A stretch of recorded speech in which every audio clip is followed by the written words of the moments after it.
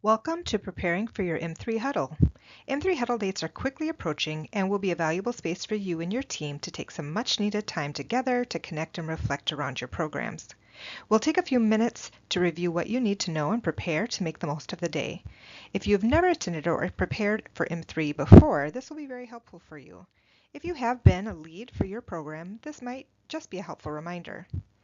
Speaking of reminders, one quick reminder is that the resources I mentioned here are also available on the Activator Resources hidden page on the Sprockets website. At this point, you have already registered your team along with how many you expect to attend. If the number has changed to either decrease or increase by 2 or more people, please let me know.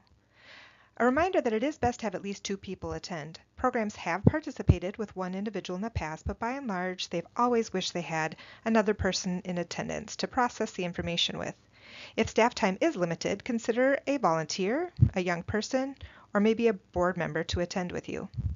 To prepare your team, make sure that they have it on their calendars from 9 to 3, but a suggestion to arrive around 8:45 to allow time for parking is a good idea as well.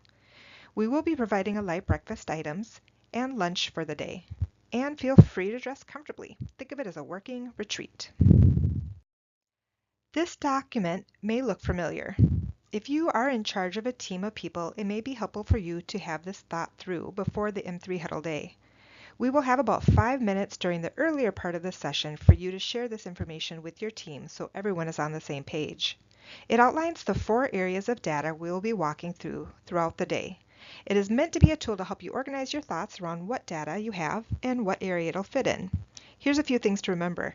You may not have data for each of these quadrants, and that is okay. If you don't have data, under the question, how we could measure, you can answer, you're going to use your gut or experience.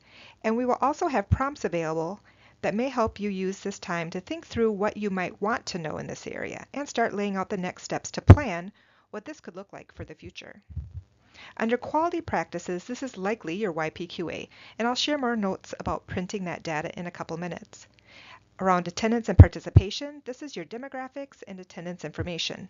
I have some notes about preparing this as well. Program experience is any data you have based on what your participants experience themselves, so it will be from their voice or responses. For example, satisfaction surveys or questions around how they experience programming, like feeling safe or relationships with adults and peers and so on. If you don't have this information from this fall, you could use last spring's results if you have those, but remember those responses may represent different youth who experience the program with different staff or under different circumstances. You could use that old results in combination with your gut. How do these responses match what you think youth are experiencing now, for example? Youth outcomes represents data that demonstrates how youth are impacted by the program, sometimes through youth responses or sometimes through staff observation. Some notes on these 2 areas. You may have a survey that provides data in both of these sections. Try and note which questions relate to which category so you can separate them out during discussion. You also might find that you have a lot of data in one area and not any in the other. This is where you could decide to split the data into 2 sections simply to ensure that you have time to review it all. Before we dig into the process at the huddle, you'll have a copy of this and about 5 minutes with your team to talk about what data you brought and make sure everyone is aware of what type of data it falls under. This is especially helpful to make sure everyone is on the same page as you move through the day. With few exceptions, all programs should have YPQA reports to print off, including self-assessments and external observations. You should have received an email from me in the fall with the subject line, Your PQA Scores Reporter Account Log On Info. It includes the Scores Reporter website noted here, along with your username and password. If you can't find it, just email me and I can resend it. I've also created a How to Run Your YPQA Reports cheat sheet that is available if you have problems running your report. It also includes things to consider around running single reports or aggregate reports, depending on how many observations you are completed within your organization. Participation data is more unique to your program context. So one thing that will be helpful is to bring information around what your program goals are in this area. For example, you may have enrollment goals, daily attendance goals, or goals around percentage of attendance, or where young people are coming from in terms of area code, gender, free and reduced lunch, and so on. If you use the Sprocket Shared Data System, or CitySpan, there is a How to Run Reports document if you need it. This is especially helpful for folks newer to the system that may be well versed in putting in programs, participants, and attendance, but haven't played around with reporting features yet. For those with their own internal systems, we trust that you or others at your organization can help you run the reports you need through your systems. For programs that participate in SAO through Sprockets, I hope to email you your reports before your huddle, but if that doesn't happen in time, I'll bring copies for you. For all others, if you have data, you'll want to make sure to bring it in a form that is easy to review at a glance.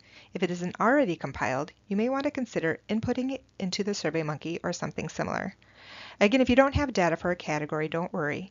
M3 will be a great opportunity to take time to discuss what you all know as staff to be true, using your gut as data. You can also dig into what you would value and want to see in your program.